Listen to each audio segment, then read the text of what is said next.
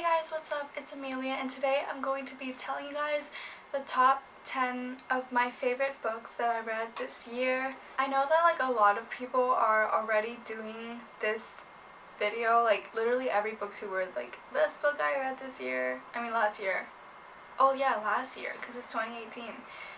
Yeah, but I'm still gonna do it anyway, even though everyone's doing it, because I need to share these amazing books with you guys. I won't be getting into the details of the plots of every single book, because some I read these in January or February and I don't remember that much, so I'll just mainly be listing them, but I might give a sentence or two about what they're about. And also, I'm not ranking them by the order.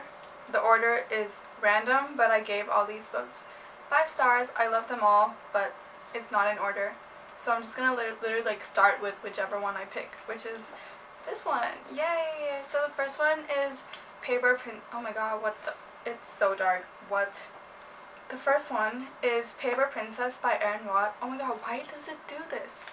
It's Paper Princess by Erin Watt. It's so good. I think it's one of the first books I read this year. And it's about this girl. Her parents are dead, so she has to go live with her next guardian, which is this guy named Callum Royal, and he's super rich, and he has 5 sons, so she goes to stay with them. She's not related to them or anything, but it's just her next guardianship thing, and all the 5 sons want her to leave because they hate her, and they're really mean to her, but she has nowhere else to go, and it has really good romance. The next book that I'm going to be talking about is, I don't want to talk about that book. Okay, this one. Warcross by Marie Lu. Yeah, this is, I think, honestly, it's probably my favorite. It was so good. So it's about this girl named Emika Shen, and she hacks into this game, and she's not supposed to hack into the game, and then stuff happens. The owner of the game, calls her to meet, and she thinks she's in trouble, but something else is going on. Oh wait, that sounds weird. It's not like that, but sort of. I don't know. Anyways, moving on to the next book, but this was so good, 5 stars. Okay, next up we have oh my god, I still can't pronounce this. The 1000th Floor. I feel oh, it's by Catherine McGee. I feel not many people know about this book. I guess, you might not have heard of it, but, okay, maybe you have, I don't know. But, it was so good. And, the ratings on Goodreads, the average one is only, 3.7, and I'm so confused, because it's so good. But, I guess it would be, 3.7 if you, didn't finish the book. But, if you read the whole thing, it's so good. And then, the second book is also so good. Ugh. But it's about, this building. It has 1,000 floors in the world. Basically everyone lives in this really tall building, and the higher floor you live, the richer you are. And we follow 5 different characters. Some live on the 1,000th floor, well, 2 of them, or 1 of them, and the other lives on the 10th floor or whatever. And then yeah, and a lot of stuff happens. It's very Gossip Girl, Pretty Little Liars, but then it's also mystery, and it's just really good. Okay, it's so good. Okay, my next was not in order, but another favorite is Caraval by Stephanie Garber. So we follow sisters Scarlett and Tella, and they've always wanted to go to this thing called Caraval, where magic stuff happens, and then they finally get invited. It's a game, but then Scarlett finds out that the game this year is actually to find her sister Tella, and she's what? So she has to compete with other members to find her sister, and the winner gets a wish, I think, if I remember it correctly. And it was really good. I really looked forward to Caraval, and it really didn't disappoint, unlike an Enchantment of Ravens. This book is not in my top 10, but I looked forward to this book so much, and it was good. It was kind of disappointing because I had such high expectations, but Caraval didn't disappoint. Okay, and next up we have A Court of Wings and Ruin. I think this is everyone's. It's the 3rd book to the A Court of Thorns and Roses series, and every time I mention this book, I just have to mention this. It says to Amelia, which is me, and it's signed. Yeah, I always have to mention this because I'm like so proud of myself. Well, I didn't actually go to a signing, I just ordered it online. Good Choice Reading is awesome. They like get you like signed books in your name, and it's just so great. And yeah, the author signs it, obviously. But yeah, I feel like everyone already knows what this book is about, so I won't get into the details. But it was really good. If you don't know what it's about, just go read it. Like literally, just go. And then I don't actually own a copy of this book, so I'll put it here. I recently read Punk 57. Oh my god, it was so good. It was so good. It's about you know, like pen pals, like when you like write someone, like a friend, but you've never actually met them, like in school.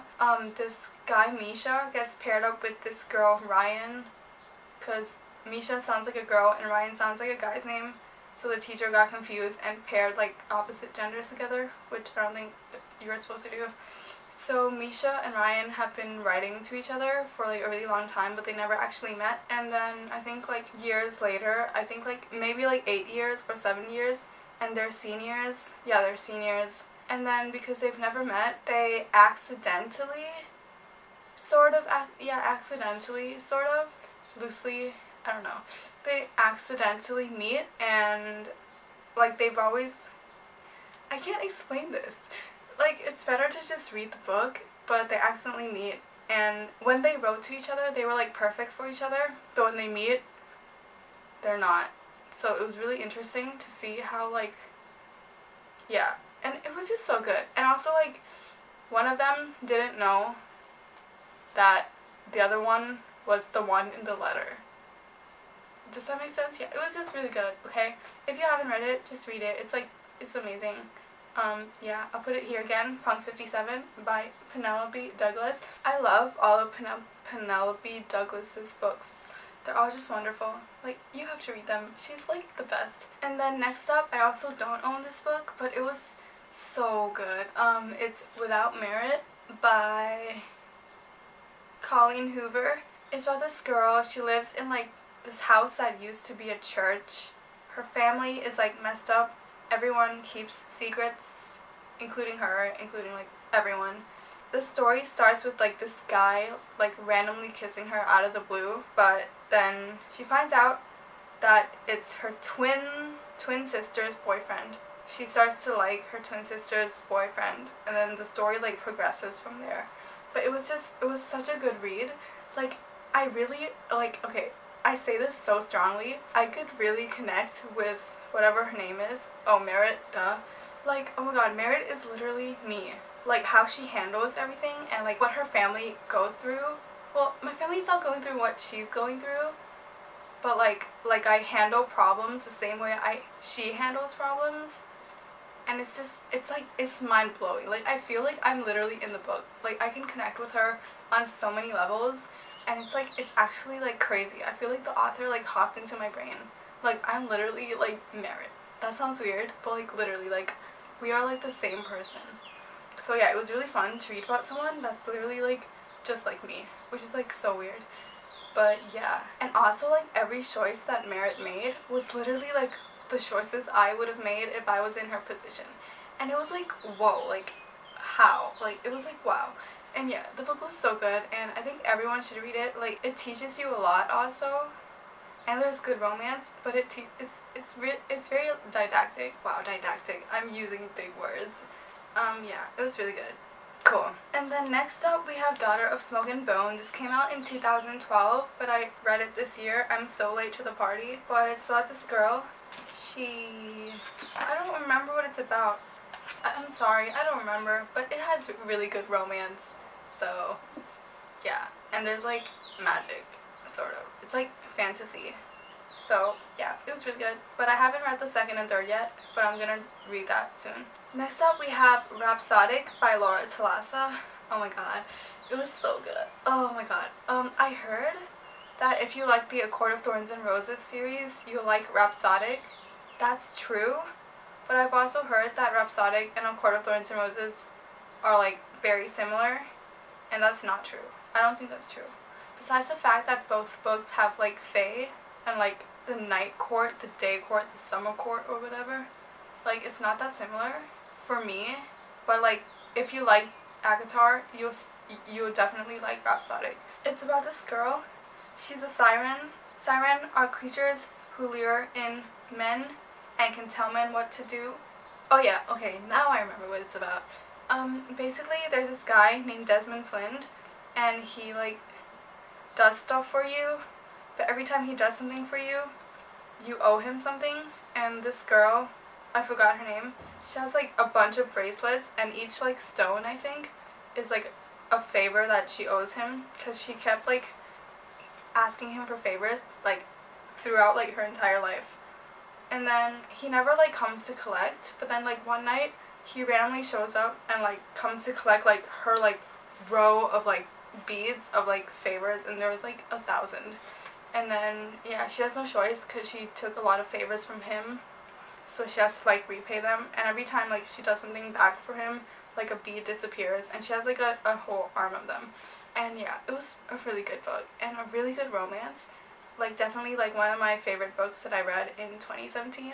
And also Laura Talasa, she's like one of my favorite authors. And like she also replied to like my comments on her Facebook. Yeah, and I was like really excited because she was doing this like thingy where she was signing books, and then I asked her a question and then she replied. But like her books are so good. Especially The Queen of All That Dies. That book, I almost included it in this video, but I didn't because I have to include something else. Okay, that was 9 books, so there is one more, and that one is The Hating Game by Sally Thorne. I've heard really good things about this book, but I never like actually read it just because like, I don't know, I was lazy. But then like I had to, my goal for 2017 was to read 50 books, and I was at like 49, and I quickly needed like a book, so I was like, I'll just read The Hating Game. And it was, oh my god, it was so good. It was so good. Oh my god. So it's about like, it's like an office rival thing. There are 2 like assistants in this like publishing company. There's a guy, duh, and there's a girl, duh. And like they hate each other because they're both trying to get like this job as like a CEO or whatever, like assistant CEO. And so they hate each other, and they've always hated each other. But basically the book tells you that hate and love is the same thing, and then stuff happens, and it's so good. It's like, it's so funny, and it's so romantic, and it's so good. So yeah, I think everyone should read The Hating Game. It's just like that good. Yeah. So that was 10 books.